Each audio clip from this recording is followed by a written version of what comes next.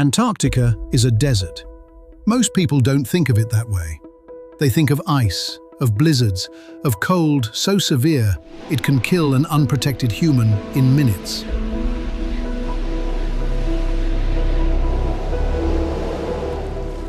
But by the technical definition, annual precipitation under 200 millimeters, Antarctica is the largest desert on the planet.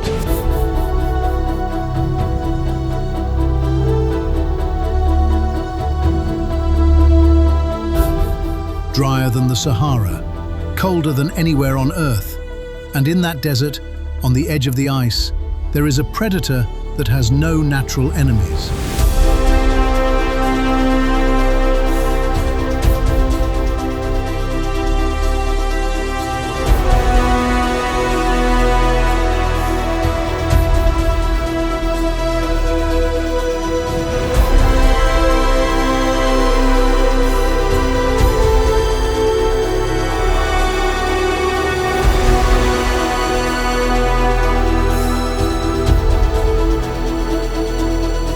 It is not a polar bear.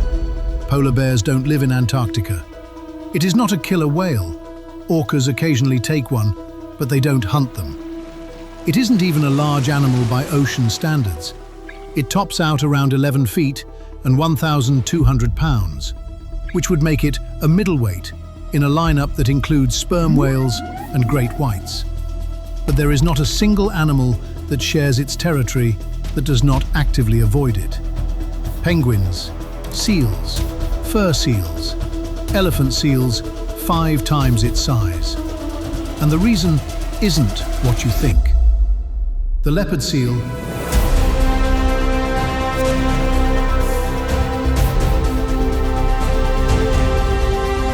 Hydrurga leptonix is one of 4 seal species that live on and around the Antarctic continent.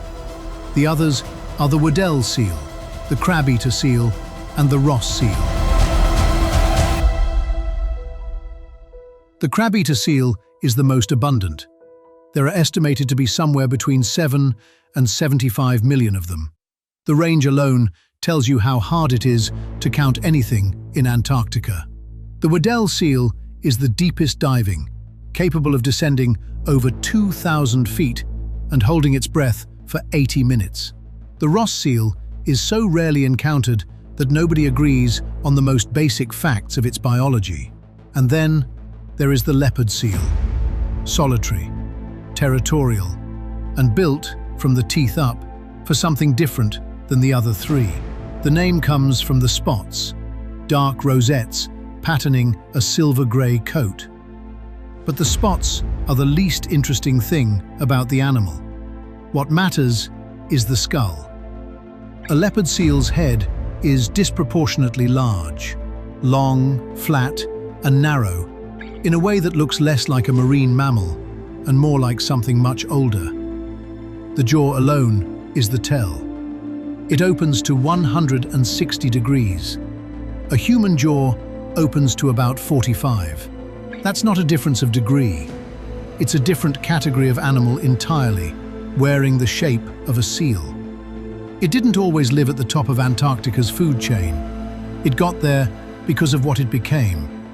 And that story starts roughly 15 million years ago, when the leopard seal's lineage diverged from its closest relative, the Ross seal. The divergence produced something the Antarctic ecosystem had never seen before: a seal that eats everything.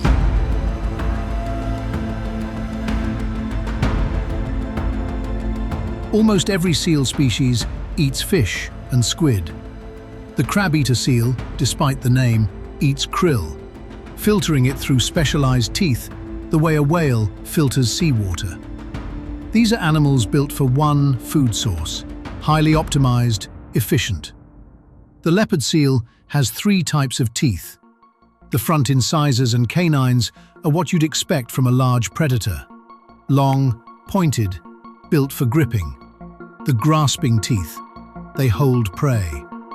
They're the teeth you see in the photographs, the ones that look like they belong to something that went extinct 60 million years ago.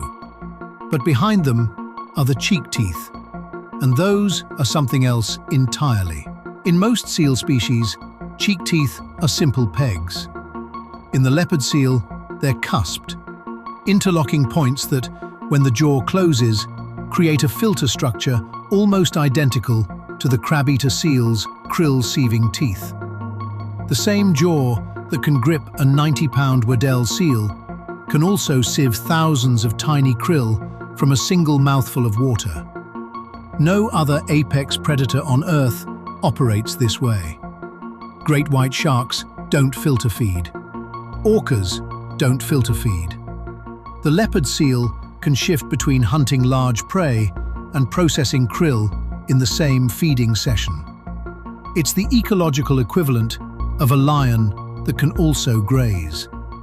What that means in practice is that the leopard seal has no dietary flaw.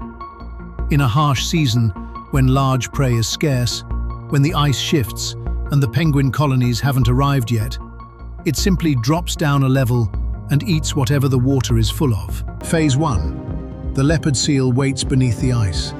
Penguins are fast swimmers.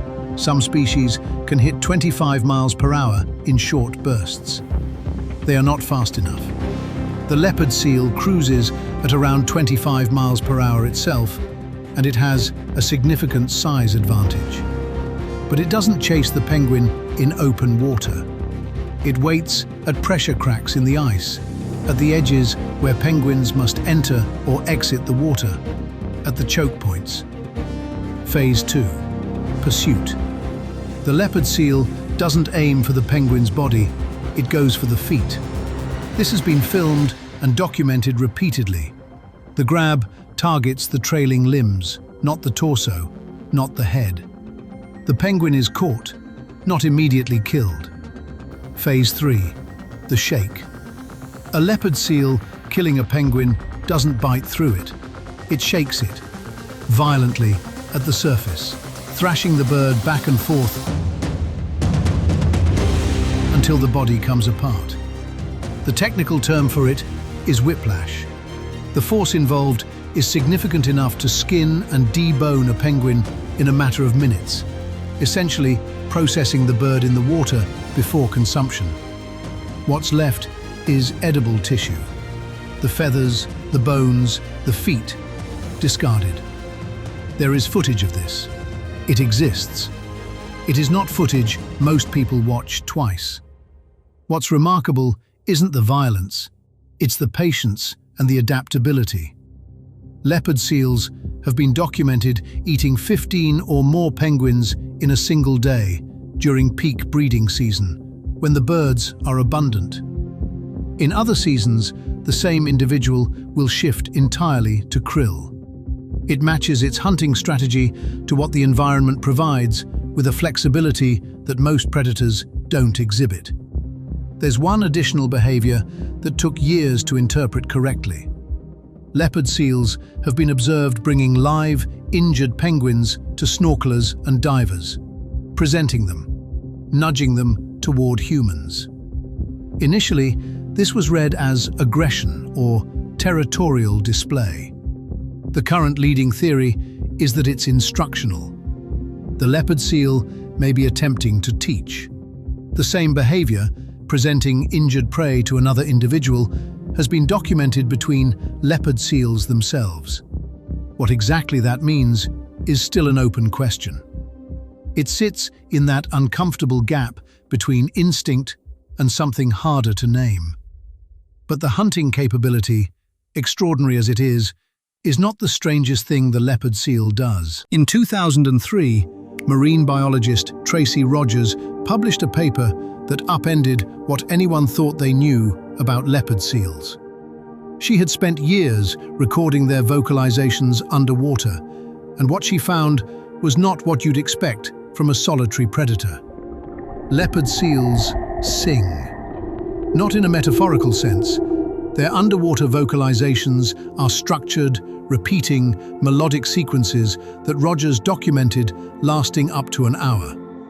The frequencies range from 200 to 8,000 hertz, some of it audible to humans, some of it infrasound, below the threshold of human hearing. The infrasound components travel for kilometers through water and ice, potentially for tens of kilometers. For context, humpback whale songs, the gold standard of animal vocal complexity, operate on a similar principle. Long-range, structured, repeated. The leopard seal is doing something in the same category. What the songs communicate is still largely unknown. The leading theory is that they function as territorial markers, broadcasting the animal's presence across a range so large that physical boundary enforcement would be impossible. A leopard seal's territory in Antarctica is measured in tens of square kilometers of ice. The song covers that territory in a way the animal's body cannot. But some of the vocalizations don't fit the territorial model. Rogers documented sounds she described as trills, rapid, complex sequences produced during what appeared to be low-stress situations, with no obvious territorial function. They may be contact calls. They may serve functions nobody has pinned down yet. What the sound research revealed, at minimum, is that the leopard seal is not the simple ambush predator it appears to be above the ice. Below the surface, it maintains a level of acoustic awareness, producing and likely interpreting sounds across frequencies and distances that suggest a cognitive complexity the animal's solitary, apparently simple lifestyle doesn't prepare you for. And there's one more implication of that long-range sound capability. It means other animals know exactly where a leopard seal is long before they can see it. Which raises the question of what happens when nothing runs from it. In 2003, the same year Rogers published the vocalization paper, a British marine biologist named Kirsty Brown was snorkeling near Rothera Research Station on the Antarctic Peninsula. She was 28 years old, conducting research, and experienced in Antarctic waters. A leopard seal grabbed her and pulled her underwater.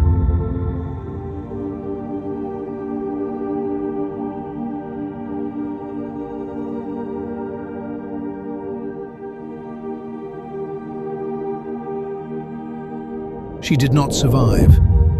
It was the first recorded fatal attack on a human by a leopard seal, and it remains the only confirmed fatality.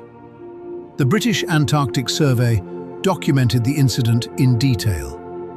What the incident made undeniable was something that had been hard to convey before it happened. The leopard seal does not have a prey category. It has a size threshold. Anything small enough to be handled is a potential target. Penguins, fish, other seal species. Unexpectedly, occasionally, divers. Elephant seals can reach 13 feet and 8,000 pounds, 6 times the mass of a large leopard seal. They avoid it anyway. There are documented instances of leopard seals approaching resting elephant seals on the ice, and the elephant seals moving. Not always. But the threshold for an elephant seal deciding to relocate is apparently lower than it would be for most other threats. The reason may be partly behavioral and partly about what the leopard seal communicates in its posture. When it approaches prey, the jaw drops partially open, a display that's not analogous to any threat display in a comparable predator. It's simply open. And in an animal whose jaw opens 160 degrees, simply open is enough. The only documented predators of leopard seals are orcas, specifically the transient orca ecotype, the shark and marine mammal hunters, not the fish specialists. Even then, it's rare enough that the data is still disputed. There are no documented cases of any other Antarctic animal actively hunting a leopard seal. That is an unusual position for any animal to occupy. Most apex predators have at least one vulnerable life stage: juveniles, the sick, the old, that something else exploits. The data on leopard seal predation is too thin to rule that out entirely. But in terms of documented, observed, confirmed predation by something other than an orca, the leopard seal sits at a position that most large animals don't reach. At the top, with no documented rival sharing the same role. So, go back to what we started with. Antarctica is a desert.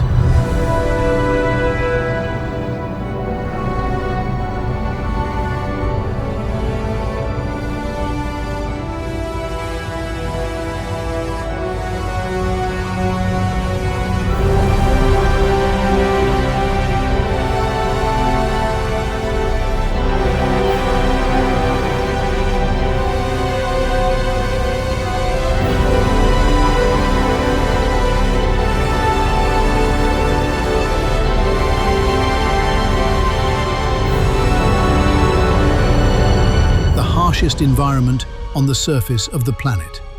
An ecosystem so unforgiving that 98% of the continent's landmass is covered in permanent ice, that the winds regularly exceed 100 miles per hour, that the Southern Ocean surrounding it is among the most dangerous stretches of water on Earth. And in that environment, there is an animal that has made itself untouchable. It did not get there by being the biggest. Elephant seals are bigger. It did not get there by being the fastest. Orcas are faster. And it did not get there by forming groups, because the leopard seal is solitary. It got there by becoming the most versatile predator in the Antarctic water, by building a body that can eat krill and kill Weddell seals with the same jaw, by developing the acoustic range to claim territory it could never physically patrol, by doing something that looks, from the outside, like it's paying attention, and the evidence suggests that's not entirely wrong. The leopard seal doesn't have a niche, it has a continent.